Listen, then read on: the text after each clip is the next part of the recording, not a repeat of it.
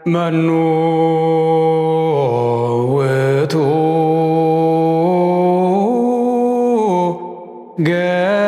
ገብርኄር ወምእመን ዘይረክቦ እግዚኡ በምግባር ሰናይ ወይሰይሞ ዲበ ኩሉ ንዋዩ። በስመ አብ ወወልድ ወመንፈስ ቅዱስ አሐዱ አምላክ አሜን። ይትባረክ እግዚአብሔር አምላክ አበዊነ ቅዱሳን በእንተ ዘአብጽሐነ እስከ ይእቲ ሰዓት፣ እስከዚህች ዕለት እስከዚህ ሰዓት ያደረሰን የአባቶቻችን አምላክ የእኛም አምላካችን ቅዱስ እግዚአብሔር ዛሬም ለዘወትርም ይክበር ይመስገን።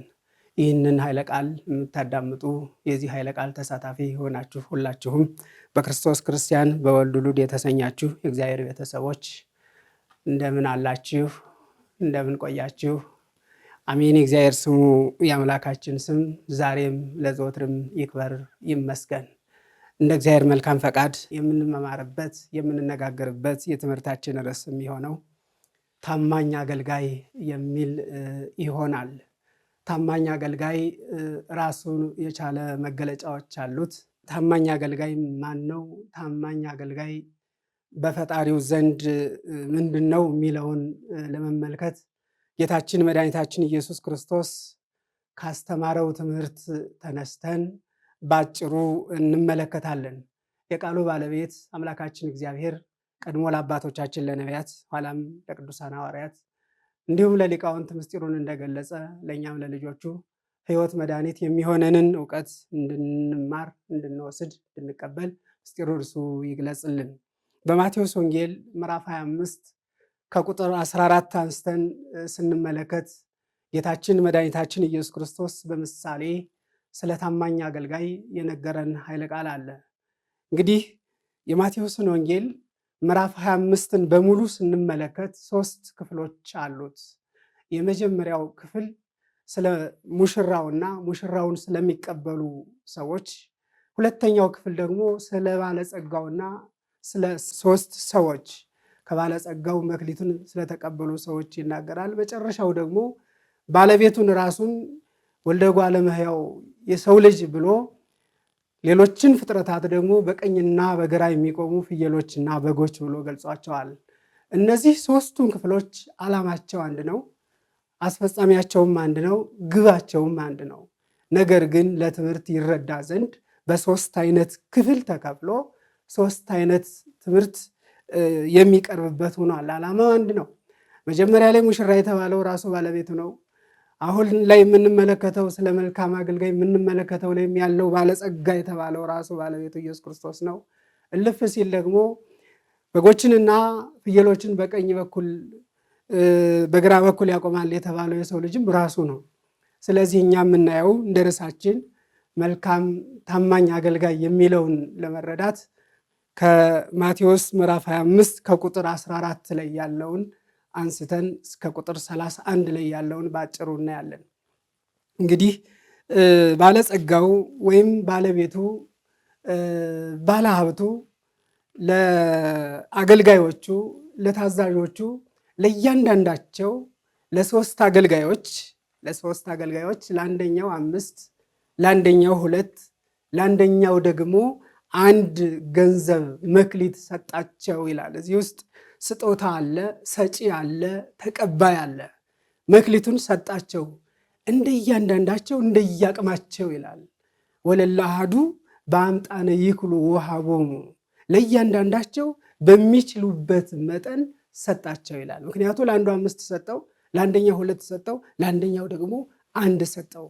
እንግዲህ ይሄ የሚያሳየው የክርስትና ስራ ራሱን የቻለ ድርሻ አለው። የክርስትና ስራ በአቅም የሚሰራ ስራ መሆኑን የሚያሳይ ነው። የክርስትና ስራ በዚህ በ3 ደረጃ ይከፈላል። የመጀመሪያው ገና ወጣኔነት አለ። ከዛ ሲቀጥል መካከለኛ መሆን አለ። እልፍ ሲል ደግሞ ፍጹም ይሆናል። ይህንን ነው እንግዲህ ለአንዱ 5 ለአንዱ 2 ለአንደኛው 1 ሰጠ ይላል። በማቴዎስ ወንጌል ምዕራፍ 13 ከቁጥር 8 ላይ ስንመለከት ዘሪው ዘር ሊዘራ ወጣ ይልና ዘሩን ሲዘራ መልካም ዘር፣ መልካም መሬት፣ መልካም እርሻ በሆነ ላይ የወደቀ ዘር አለ ይልና ያ በመልካም እርሻ ላይ የወደቀው ዘር 100 ያፈራ ፍሬ አለ፣ 60 ያፈራ አለ፣ 30ም ያፈራ አለ ይላል። ይሄ የሚያሳየው በሶስት አይነት ክፍል ቅድም እንዳልነው በመጀመሪያ በመካከለኛ በፍጹምነት የሚሰራ ስራ ነው ማለት ነው። ክርስትና አንድ ጊዜ ፍጹም መሆን አይቻልም፣ አንድ ጊዜ መካከለኛ መሆን አይቻልም። ከታች የሚመጣ ሁሉም እንደያቅሙ የሚሰራው ማለት ነው የሚሰራው። ይህንን ለማድረግ ነው ባለጸጋው ለታዛዦቹ ለአገልጋዮቹ ለአንደኛው 5 ሰጠ ትልቁ፣ ከዛ ዝቅ ሲል ለአንዱ 2 ሰጠ መካከለኛው፣ ለሌላው ደግሞ 1 ሰጠ እንዳቅሙ ማለት ነው። በዚህ ውስጥ ዋናው ነገር ሰው በተሰጠበት ልክ ማገልገልን ይጠይቃል።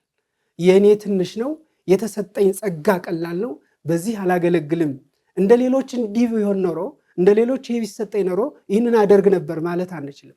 የሰው ልጅ በተሰጠው ልክ ማገልገል ብቻ ነው። ለምሳሌ እግዚአብሔር ዓይንን ዓይን አድርጎ ፈጠረው፣ ጆሮን ጆሮ አድርጎ ፈጠረው። ሁሉም በያሉበት አገልግሎት ይሰጣሉ እንጂ የኔ አገልግሎት ዓይን ስላልሆነ የጆሮነት ስራ አልሰራም ማለት አይቻልም። ሁሉም በየተሰጠበት ማገልገል ይጠበቅበታል። እዚህ ላይ እንደምንመለከተው እነዚህ 3ቱ አገልጋዮች ሁሎችም እንደየችሎታቸው እንደሚጠበቅባቸው ተቀበሉ። አንደኛው 5 ተቀበለ፣ ሌላው 2 ተቀበለ፣ ሌላው 1 ተቀበለ። 5 የተቀበለው ሄደ፣ ወጣ፣ ወረደ፣ ነገደ፣ አተረፈ። በተሰጠው ጸጋ ማለት ነው። በተሰጠው ጸጋ በተሰጠው ስጦታ ከጌታው የተቀበለውን ያንን መክሊት ሰራበት፣ ወጣ፣ ወረደ፣ አተረፈበት። 5 ተሰጦት ነበረ፣ 5 አትርፎ 10 አደረገ ይላል። ሁለተኛው የተቀበለው 2 ነው። ያንን የተቀበለውን ጥቂት ነው ሳይል ሳይንቀው ሳያቃልለው በዛ ባለው ጸጋ በተሰጠው ጸጋ ወጣ፣ ወረደ፣ አገለገለ፣ አተረፈ። 2 የነበረውን 4 አደረገ ይላል። አንደኛው ግን 1 የተሰጠ ያንን የተሰጠውን እንደ ሌሎቹ ማብዛት ማትረፍ ይችል ነበር፣ ግን አልቻለም። ያን የተሰጠውን መሬቱን ጥልቅ አድርጎ ቆፍሮ ቀበረው ይላል። ቀበረው።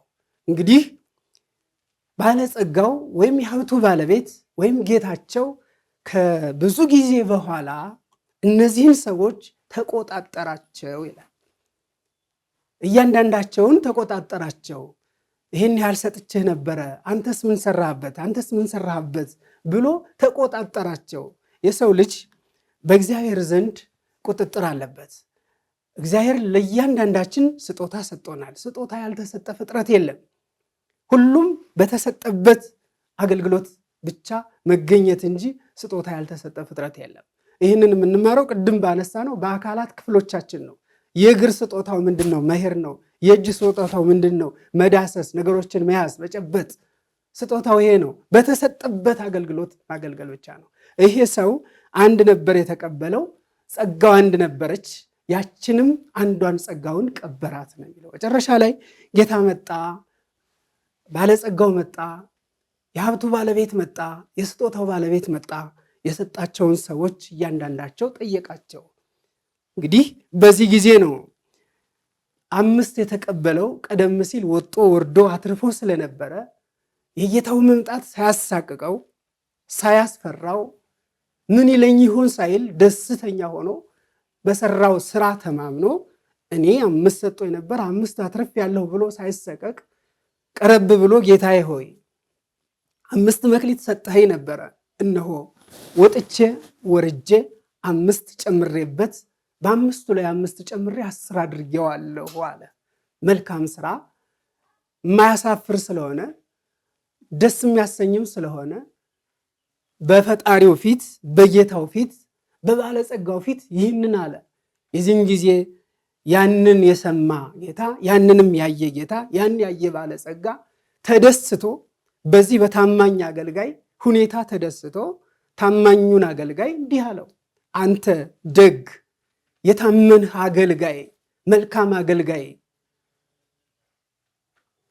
በጥቂቱ ታምንሃልና በብዙ እሾምሃለሁ፣ ወደ ጌታ ደስታ ግባ አለው ይላል። እዚህ ላይ የምንረዳው ነገር ቢኖር የሰው ልጅ ከወጣ ከወረደ የያዘውን ነገር አጥብቆ ከያዘ ለተሰጠው ነገር ታማኝ ከሆነ ዋጋ እንዳለው እንደገናም ደስተኛ እንደሚሆን እንደማይፈራ እንደማይሸማቀቅ የሰው ልጅ ባለበት ነገር ታማኝ ከሆነ መልካም አገልጋይ ራሱን የቻለ መገለጫ አለው። ታማኝ ነው፣ ተስፈኛ ነው፣ ከያዘው እውነት ወደኋላ አይልም፣ ትጉህ ነው። ይህንን አድርጎ ሲገኝ በፈጣሪው ፊት ደስተኛ ሆኖ ይቀርባል። አንተ መልካም አገልጋይ፣ አንተ ታማኝ አገልጋይ በጥቂት ነገር ታምናሃልና እኔ ግን ከዚህ በላይ በሆነ እጥፍ ነገር ሾማለሁ፣ ወደ ጌታ ደስታ ግባ ተባለ። ግባ ተባለ። ሰው የሰራውን ነው የሚያገኘው። ዘዘርአ ሰብእ የአርር ቅዱስ ጳውሎስ ሰው የዘራውን ያጭዳል ይላል። የዘራውን ያጭዳል። ይሄ ሰው ወጥቶ ወርዶ ዘርቷል፣ እንዲያበቅልለት አድርጓል፣ እንዲያፈራለት አድርጓል፣ ብዙ አትርፏል። አሁን ከጌታው የሰማውም ቃል ይህንን ነው። ግባ፣ ወደ ደስታ ግባ፣ ወጥተህ ወርደህ አትርፈሃል፣ ያንተ ዋጋ ይሄ ነው። እውነት ነው። የሰራ ሰው ያገኛል፣ የደከመ ሰው ያገኛል። በዚህ ዓለምም ቢሆን የሰው ልጅ ከወጣ ከወረደ ያገኛል። ባለቤቱ በቅዱስ ዮሐንስ ወንጌላዊ አድሮ ቅዱስ ዮሐንስ በራእይ ሲገለጽለት ራእይ በ22 ቁጥር 12 ላይ ስንመለከት ምዕራፍ 22 ላይ ወናሁ እመጽእ ፍጡነ እነሆ ፈጥኜ እመጣለሁ ወእሴቴኒ ምስሌየ ውእቱ ዋጋዬም ከኔ ጋር ነው ይላል። ዋጋዬም ከኔ ጋር ነው ወፈዲዮ ለኩሉ በከመ ምግባሩ ለእያንዳንዱም እንደየስራው እከፍለዋለሁ ይላል። ለዚህ ሰው እንደ ስራው ነው የተከፈለው። ወጣ ወረደ አተረፈ። አንተ የታመንክ አገልጋይ፣ አንተ የታመንክ መልካም ሰው ወደ ጌታ ደስታ ግባ ተባለ። የሰራውን የደከመበትን አገኘ።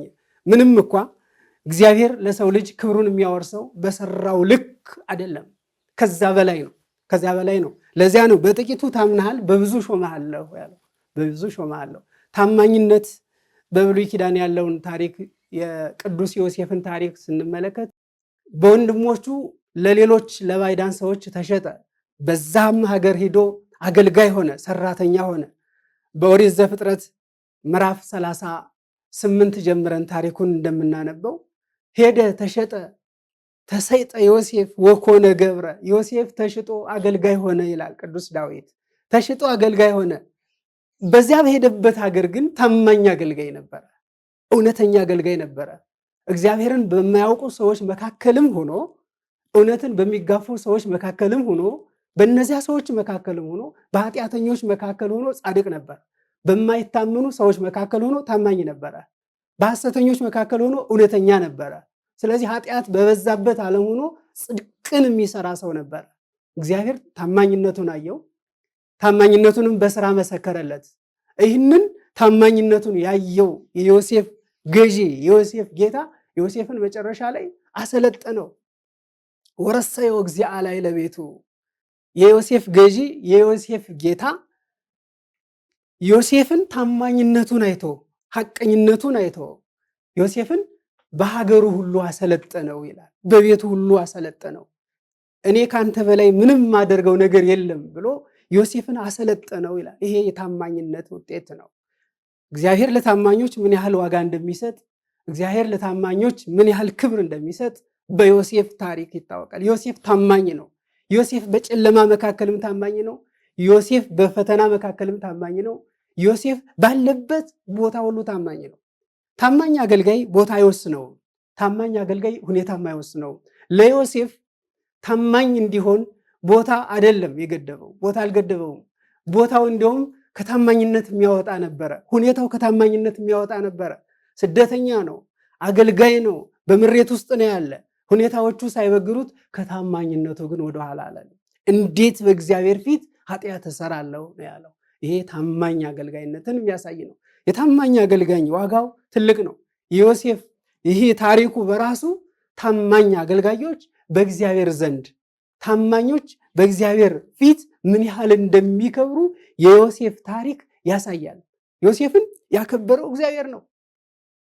ታማኝነቱን አይቶ ታማኝነቱን ተመልክቶ ለብዙ ሰዎች ለድነታቸው ምክንያት እንዲሆን ያከበረው በግብፅ ሀገር ከፍ ያደረገው ታማኝነቱ ነው። ዛሬም ታማኝነት ከሰው ልጆች ጎሏል። ከብዙዎቻችን ታማኝነት ርቋል። ታማኝ አገልጋይ ምእመን የሚለው በራሱ ታማኝ ማለት ነው። ታማኝ። ስለዚህ ታማኝ የሆነ ሰው ደግሞ ዋጋ አለው፣ ክብር አለው። ክብር አለው በእግዚአብሔር ዘንድ ዋጋ አለው። ስለዚህ ታማኝ መሆን፣ ለቃሉ መታዘዝ፣ ለሕጉ መታመን፣ የሰው ልጅ ለሚኖርለት ለያዘው ዓላማ ታማኝ መሆን። ማንም ሰው የያዘው ነገር አለው፣ የተቀበለው ነገር አለው። ፍጥረት ሁሉ ከፈጣሪው ዘንድ የተቀበለው መክሊት አለ። እያንዳንዱ መክሊት ያልተቀበለ የለም ከእግዚአብሔር ዘንድ። ሁሉም ፍጥረታት ተቀብለዋል። ሁሉም ፍጥረታት የሰው ልጅ ሁሉም ከእግዚአብሔር ዘንድ መክሊት አላቸው። ያንን መክሊት ግን ወጥቶ ወርዶ ማትረፍ የእያንዳንዱ ድርሻ ነው። ይህንን ካላደረገ፣ ይሄ ካልሆነ የሰው ልጅ ይቸገራል። የሰው ልጅ ከፈጣሪው ይሸሻል። የሰው ልጅ ፈጣሪው በመጣ ጊዜ ይሳቀቃል። ይዞት የሚቀርበው ነገርም ያጣል። ይህንን ካደረገ ግን ዋጋ አለው። እግዚአብሔር ይሰጣል። እግዚአብሔር ሰጪ ነው። ሁሉን ነገር ይሰጣል። ለሰው ልጅ ሙሉ ነገር ሰጥቷል። የሰው ልጅ ሰውነት በሙሉ እግዚአብሔር ሰጥቷል። ይሄ ስጦታ ነው። በቁጥር የማንሰፍረው 5 2 1 የማንለው ሙሉ አካላታችንን ሰጥቷል። ከራስ ፀጉራችን እስከ እግር ጥፍራችን ድረስ። ይሄ ታዲያ ስጦታ ነው፣ ከእግዚአብሔር የተሰጠ ነው። ምን እናድርግበት? እንዴት እናትርፈው? እንዴት እንውጣ እንውረድና ይህንን እናትርፈው? አዎ የሰው ልጅ በተሰጠው ሰውነት በአንደበቱ ማትረፍ አለበት። በእግሮቹ ማትረፍ አለበት። ወደ ጽድቅ እየሄደ በእጆቹ ማትረፍ አለበት። ምጽዋት እየመጸወተ መልካም ስራ እየሰራ በዓይኑ ማትረፍ አለበት። መልካም ነገር እያየ በጆሮ ማትረፍ አለበት። መልካም ነገር እየሰማ በልቡናው ማትረፍ አለበት። መልካም ነገር እያሰበ ዲህ ካደረገ የተሰጠውን ጸጋ ተጠቅሞበታል፣ አትርፎበታል። ባለቤቱ በመጣ ጊዜ ና ወደ ጌታ ግባ የሚለውን የሕይወት ቃል መስማት ይችላል ማለት ነው። እግዚአብሔር ለሰው ልጅ ያልሰጠው ነገር የለም። ሁሉንም ሰጥቷል። ሁሉንም ሰጥቷል። ነቢዩ ዳዊት በዚህ መዝሙር 36 ከቁጥር 20 ስንመለከት ይትሌቃ ኃጥእ ወይፈዲ፣ ኃጢአተኛ ሰው ከእግዚአብሔር ይበደራል ይላል። ከእግዚአብሔር ይቀበላል፣ እግዚአብሔር ይሰጠዋል፣ ነገር ግን አይከፍልም ይላል። አይከፍልም። ይሄ ማለት ሰው ከእግዚአብሔር ስጦታውን ተቀብሎ፣ ሰው ከእግዚአብሔር ሀብት አግኝቶ፣ ሰው ከእግዚአብሔር በረከት አግኝቶ ያንን የማይሰጥ ከሆነ ነቢዩ ዳዊት እንዳለው ኃጢአተኛ ከእግዚአብሔር ይበደራል፣ ግን አይከፍልም። አይከፍልም። ቅድም እንዳየነው ይሄ ባለ አንድ መክሊት የተቀበለው መክፈል አልቻለም። ያለውንም ቀበረው፣ ማትረፍ አልቻለም። ተወቀሰ። መጨረሻ ላይ ታሪኩን እንደሚነግረን ተወቀሰ። እግዚአብሔር ይሰጣል፣ ነገር ግን ማትረፍ አልቻለም የሰው ልጅ። ስለዚህ እኛ መልካም አገልጋይ፣ ታማኝ አገልጋይ፣ ደግ አገልጋይ ከሚለው የምንማረው የደግ አገልጋይ ዋጋ ምን እንደሆነ የተማርንበት፣ እግዚአብሔር በአገልግሎት ዋጋ እንደሚከፍል፣ ላገለገሉት ዋጋቸውን እንደሚሰጣቸው የምንማርበት የምንረዳበት። ቅዱስ ጴጥሮስ አንደኛ ጴጥሮስ ምዕራፍ 4 ከቁጥር 10 ላይ ስንመለከት ወኩልክሙ በከመ ነሣእክሙ ፍትወ ለእግዚአብሔር ይላል። ሁላችሁም ይላል፣ እገሌ ወገሌ ሳይል፣ ወንድ ሴት ሳይል፣ የተማረ ያልተማረ ሳይል፣ ሁላችሁም በከመ ነሣእክሙ ፍትወ ለእግዚአብሔር፣ ከእግዚአብሔር ስጦታ እንደተቀበላችሁ መጠን ነው የሚለው። ስጦታ ሁሉም የተቀበለ ነው። ስጦታ ያልተቀበለ የለም ከእግዚአብሔር። ሁላችሁም ከእግዚአብሔር እንደተቀበላችሁ መጠን ተለአኩ ከመሄር ላይክ፣ እንደ መልካም አገልጋይ፣ እንደ ታማኝ አገልጋይ ታዘዙ፣ ተገዙ ይላል። ሁላችሁም ነው የሚለው። ሁላችሁም ለነገሌ የሚሰጥ አይደለም፣ ለተላላቁ የሚሰጥ አይደለም። ሁላችሁም ከእግዚአብሔር ስጦታን እንደተቀበላችሁ። ጸጋ ልዩ ልዩ ነው። ለአንዱ የመምከር ጸጋ ይሰጠዋል። የሚመክረው በለጋስነት መምከር አለበት ሽማግሌዎቹ። ለአንዱ ዘላለም ምድራዊ ሀብት ይሰጠዋል። ይሄ ባለጸጋ ከእግዚአብሔር ነውና የተቀበለ ጦም ለሚያድሩት፣ ለሚራቡት፣ ለሚጠሙት መስጠት ነው። ለአንዱ የማስተማር ጸጋ ይሰጠዋል። የሚያስተምረው በለጋስነት ማስተማር አለበት። ለአንደኛው የመግዛት ስልጣን ይሰጠዋል፣ እንዲገዛ እንዲያስተዳድር።